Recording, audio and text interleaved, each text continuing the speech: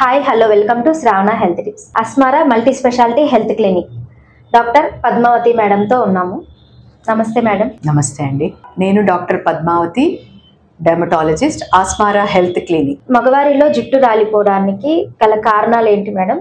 దానికి ఎలాంటి ట్రీట్మెంట్ తీసుకోవాలి మేడం? సో మగవారిలో బేసిక్గా కామన్గా వచ్చే కండిషన్ వచ్చి మేల్ ప్యాటర్న్ హెయిర్ లాస్ అంటాము. అంటే ఆండ్రోజెనిక్ అలోపేషియా లేదా మన తెలుగులో బట్టతల అంటాము. సో ఇది మేజర్గా కామన్గా కనిపించే కండిషను. ఇది కాకుండా టీలోజన్ ఎఫ్యూఎం అని కొన్ని అదర్ రీజన్స్ వల్ల వచ్చేవి కూడా కొన్ని ఉంటాయి. సో మనకి మెజారిటీ అన్ని వయసుల వారిలో మనం కనిపించేది ఆండ్రోజెనిక్ అలోపేషియా అనేది. సో ఇది ఒక మేల్ ప్యాటర్న్ హెయిర్ లాస్ అంటాం. అంటే ఒక ప్యాటర్న్డ్గా ఒక పద్ధతిగా జుట్టు ఊడుతూ రాలేదాన్ని మనం మేల్ ప్యాటర్న్ హెయిర్ లాస్ అంటాము. సో ఇది బేసికలీ హార్మోనల్ జెనెటిక్గా వచ్చేది. తర్వాత అంటే వంశపారంపర్యంగా వచ్చే ప్రాబ్లం ఇది. సో దీంతో పాటు హార్మోన్ల ప్రభావం వల్ల కూడా ఉంటుంది. బేసికలీ మెయిల్ హార్మోన్స్ ఆండ్రోజన్స్ అంటాము. టెస్టోస్టెరాన్ అనే ఒక హార్మోన్ ప్రభావం వల్ల లోకల్గా అంటే మనకి స్కాల్ప్ మీద జుట్టులో ఈ హార్మోన్ అనేది వేరే హార్మోన్ కింద కన్వర్ట్ అవుతుంది డిహెచ్టి అనే ఎంజైమ్ ద్వారా. సో ఇది ఏం చేస్తుంది అని అంటే వెంట్రుకల్ని పల్చపడేటట్టు చేసి చివరికి అక్కడ వెంట్రుకనే లేకుండా చేసేది ప్రాసెస్. ఇదంతా కూడా మేల్ ప్యాటర్న్ హెయిర్ లాస్లో జరిగే process. So basically genetic as well as హార్మోన్ల ఎఫెక్ట్ వల్ల మనకి జుట్టు రాలటం అనేది జరుగుతుంది. మగవారిలో జుట్టు రాలే సమస్య ఏ వయసు నుంచి స్టార్ట్ అవుతుంది మేడం? సో ఈ మేల్ ప్యాటర్న్ హెయిర్ లాస్ అనేది చాలా చిన్న వయసు నుంచే జరుగుతుందమ్మా. 19, 20 ఆ వయసు. అది మనం అన్నోటిస్డ్గానే చాలా మందికి ఈ హెయిర్ లాస్ అనేది జరుగుతుంది. సో దీనిలో ఏంటంటే డిఫరెంట్ స్టేజెస్ ఉంటాయి. సో 1 నుంచి 7 వరకు స్టేజెస్ లాగా మనం క్లాసిఫై చేస్తాము. సో 19, 20 ఏళ్ల లోపే చాలా మందికి అన్నోటిస్డ్గా ఇవి జరిగిపోతూ ఉంటాయి. సో ఫస్ట్ అండ్ ఫార్మోస్ట్ మనకి ఫ్రాంటల్ హెయిర్ లైన్ రిసీడ్ అవ్వడము, తర్వాత బైటెంపోరల్ ఇలా సైడ్న పల్చపడ్డము, ఇవన్నీ కూడా తెలియకుండానే జరిగిపోతూ ఉంటుంది. తర్వాత గ్రాడ్యువల్గా టాప్ అంటే వర్టెక్స్ మీద, తర్వాత వాళ్ళకి వంశపారంపర్యంగా వచ్చే ప్యాటర్న్ ఏదైతే ఉందో అది మెల్లమెల్లగా వాళ్ళకి ఫ్యూచర్లో రావడం అనేది జరుగుతూ వస్తుంది. అది జుట్టు ఎక్కువగా రాలుతున్నప్పుడు ఎలాంటి సమయంలో డాక్టర్ని సంప్రదించాలి madam? So especially male pattern hair loss అనేది ఎర్లీగానే స్టార్ట్ అవుతుంది కాబట్టి వాళ్ళు తొందరగా ఐడెంటిఫై చేసుకుంటే కనుక ఇమీడియట్గా కూడా డాక్టర్ని కన్సల్ట్ చేయొచ్చు. ఎందుకంటే ఇది స్లో ప్రోగ్రెసివ్ కండిషన్. అంటే గ్రాడ్యువల్గా మనకి వాళ్ళ జెనెటిక్గా వచ్చే ప్యాటర్న్ని తీసుకుంటుంది కాబట్టి ఏ స్టేజ్లో అయినా అది మార్పు చెందుతూ ఉంటుంది. కాబట్టి వాళ్ళు ఎంత ఎర్లీగా వస్తే దాని పరిష్కారం అనేది చూసుకుంటూ ఉంటే దాన్ని మెయింటైన్ చేయడము సులభం అవుతుంది. డాండ్రఫ్కి, హెయిర్ ఫాల్కి షాంపూయింగ్ ఎలా చేసుకోవాలి మేడం? ఎలాంటి షాంపూలు వాడవచ్చు మేడం? డాండ్రఫ్కి వేరియస్ ఇందాక చెప్పుకున్నట్టుగా వేరియస్ మెడికేటెడ్ షాంపూస్ ఉంటాయి.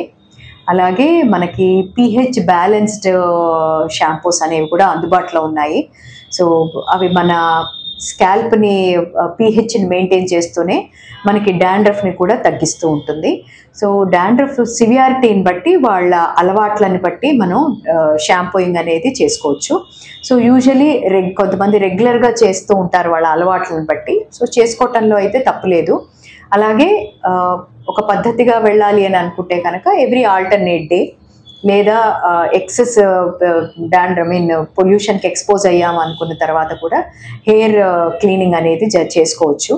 సో ఎవ్రీ ఆల్టర్నేట్ డే లేదా ఎవ్రీ 3వ రోజు వాళ్ళ డాండ్రఫ్ సివియారిటీని బట్టి షాంపూయింగ్ అనేది చేసుకోవాలి. అలాగే హెయిర్ లాస్లో రెగ్యులర్ వాళ్ళకు కూడా వేరియస్ ఇప్పుడు లేటెస్ట్గా మనకు అందుబాటులో ఉండే కేఫిన్, ఆర్జినిన్, తర్వాత సోపాల్మెట్, బయోటిన్ ఇలాంటివి కొన్ని షాంపూస్లో ఉన్న ఈ ఇంగ్రీడియంట్స్ ఉన్న షాంపూస్ని కూడా మనం ప్రిఫర్ చేయొచ్చు. అలాగే pH బ్యాలెన్స్డ్ షాంపూస్ కూడా అంటే తేమను పెంచుతూ వాటి pHని మరీ పెంచకుండా అసిడిక్ కానీ ఆల్కలైనిటీని పెంచకుండా బ్యాలెన్స్ చేసే షాంపూస్ కొన్ని పారాబెన్ ఫ్రీ, సల్ఫేట్ ఫ్రీ అని కూడా కొన్ని అందుబాటులో ఉన్నాయి. సో అలాంటి షాంపూస్ వాడుకుంటూ అండ్ షాంపూ చేసేటప్పుడు కూడా కంప్లీట్గా మొత్తం షాంపూనే వాడకుండా దాన్ని కరెక్ట్ పద్ధతిలో అంటే డైల్యూట్ చేసుకొని నీళ్లతో డైల్యూట్ చేసుకొని ఎస్పెషలీ 1:5 రేషియోలో కానీ అలా డైల్యూట్ చేసుకొని వాడుకోవటం అనేది బెస్ట్. మగవారిలో జుట్టు రాలే సమస్యకి పరిష్కారాలు ఏంటి madam? So male pattern hair లాస్లో మనకి 2 విధాలుగా మేనేజ్ చేయొచ్చండి. ఒకటి మెడికల్ మేనేజ్మెంట్, అంటే వాళ్ళు ఒకటి ఫస్ట్ ఏ స్టేజ్లో ఉన్నారు, వాళ్ళకి ఎటువంటి వైద్యం ఇస్తే వాళ్ళకి బెటర్ అవుతుంది అనేది చూస్తాము. సో దీని ద్వారా ఏంటి అని అంటే బిగినింగ్లో కనుక వాళ్ళు ఐడెంటిఫై చేసుకోగలిగితే చాలా వరకు ఇది ప్రోగ్రెస్ అవ్వకుండా దాన్ని మనం స్లో డౌన్ చేయొచ్చు ట్రీట్మెంట్స్ ద్వారా లేదా మెడిసిన్స్ ద్వారా. దీనిలో మెడికల్ మేనేజ్మెంట్ కింద మనము కొన్ని లోషన్స్, సీరమ్స్ అంటాము, తర్వాత మినాక్సిడిల్ అనే మందు ఉంది, తర్వాత ఫినాస్ట్రైడ్ అనేది యూజువల్గా సజెస్ట్ చేస్తూ ఉంటాము. వేరియస్ అదర్ సీరమ్స్ కూడా అవైలబుల్ ఉంటాయి, అండ్ సప్లిమెంట్స్, వేరియస్ సప్లిమెంట్స్ ఇస్తూ ఉంటాం యూజువలీ. సో వాళ్ళకి గల కారణాలు ఏమిటనేది కూడా ముందు చూడడం జరుగుతుంది. కొంతమందికి వంశపారంపర్యంగానే కాకుండా సింపుల్ హెయిర్ లాస్లు కూడా కొంతమందికి వస్తూ ఉంటాయి. దాన్ని టీలోజన్ ఎఫ్యూఎం అంటూ ఉంటాము. లైక్ రీసెంట్ ఫీవర్స్ కానీ ఏదైనా హార్మోనల్ ఇంబ్యాలెన్స్ వాళ్ళల్లో కూడా జరుగుతుందా, యూజువల్లీ ఎనీ మెడికేషన్స్ వాడడం కానీ ఇలాంటి కారణాలు ఏమైనా ఉన్నాయా అనేది చూసుకున్న తర్వాత వాళ్ళు ఏ స్టేజ్లో ఉన్నారు అనే దాన్ని బేస్ చేసుకొని దాన్ని ట్రీట్మెంట్ జరగడం అనేది జరుగుతుంది. సో మెడికల్ మేనేజ్మెంట్ కింద యూజువల్లీ ఇప్పుడు ఇంతకుముందు చెప్పినవన్నీ కూడా మేము సజెస్ట్ చేయడం జరుగుతుంది. బట్ కొంత దాటిపోయారు, స్టేజ్ అడ్వాన్స్ అవుతోంది, ఈ మెడికల్ మేనేజ్మెంట్తో పాటు కొన్ని ట్రీట్మెంట్స్, థెరపీస్ అంటాము, ఆ ట్రీట్మెంట్స్ ఇవ్వడం కూడా జరుగుతుంది. ఇవన్నీ కూడా ఈ ట్రీట్మెంట్స్ అన్నీ కూడా FDA అప్రూవ్డ్, అంటే ఇవి క్లినికల్గా ప్రూవ్ అయినవి. వీటి ద్వారా జుట్టు పెరగటం అనేది జరుగుతుంది అనేది తెలుసుకున్న ట్రీట్మెంట్స్, ఇవన్నీ కనుక్కున్న ట్రీట్మెంట్స్. సో వాటిల్లో మేజర్గా వచ్చేది మనకి PRP, platelet rich plasma therapy, growth factor concentrate treatments, తర్వాత ఇప్పుడు లేటెస్ట్గా మీజోథెరపీస్ అని కూడా చేస్తున్నాము. వాటిలో QR678, ఎగ్జోజోమల్ అని రీసెంట్ అడ్వాన్స్ వచ్చి ఎగ్జోజోమల్ హెయిర్ ట్రీట్మెంట్స్, తర్వాత డర్మా రోలర్ అనే ట్రీట్మెంట్స్, తర్వాత లో లైట్ లేజర్, రెడ్ లైట్ ద్వారా హెయిర్ గ్రోత్ని ప్రమోట్ చేయటము, ఇలాంటి ట్రీట్మెంట్స్ అన్నీ కూడా వాళ్ళకి సజెస్ట్ చేయడం జరుగుతుంది. ఈ జుట్టు రాలే సమస్య ఎక్కువగా ఉన్నప్పుడు ఎలాంటి స్టేజ్లో వచ్చినా కూడా ఉపయోగం ఉంటుందా మేడం? ఈ డిఫరెంట్ స్టేజెస్లో మనం ఇందాక డిస్కస్ చేసుకున్నట్టు కంప్లీట్గా జుట్టు మొత్తం అక్కడ బాల్డ్ అయిపోయింది, దానిలో ఈ PRPs కానివ్వండి, మీజోథెరపీ కానివ్వండి చాలా వరకు పనిచేయవండి.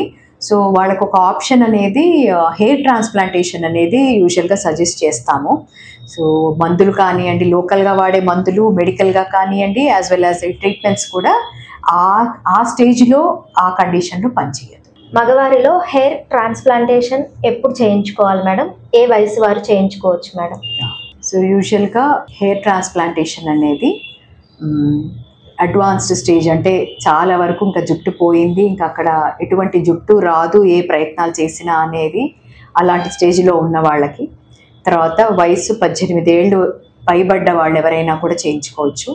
చాలామంది హెయిర్ లైన్ చేయించుకోవడానికి వస్తారు, తర్వాత బ్యాక్ ప్యాచ్ ఫామ్ అయిందని చెప్పి చేయించుకునే వాళ్ళు వస్తారు. సో వాళ్ళకి కావాలి, మేము హెయిర్ గ్రోత్ అనేది బాగుంటుంది హెయిర్ ట్రాన్స్ప్లాంటేషన్ ద్వారా, వాళ్ళ సమస్య సాల్వ్ అవుతుంది అని అనుకున్న వాళ్ళందరూ కూడా హెయిర్ ట్రాన్స్ప్లాంటేషన్ చేయించుకోవచ్చు. మగవారిలో జుట్టు రాలే సమస్య గురించి మాకు వివరంగా తెలియజేసినందుకు చాలా thank you madam. Thank you Shravani. చూస్తూనే ఉండండి Shravana health tips. Please like, share and subscribe Shravana health tips. Please follow Insta and Facebook also.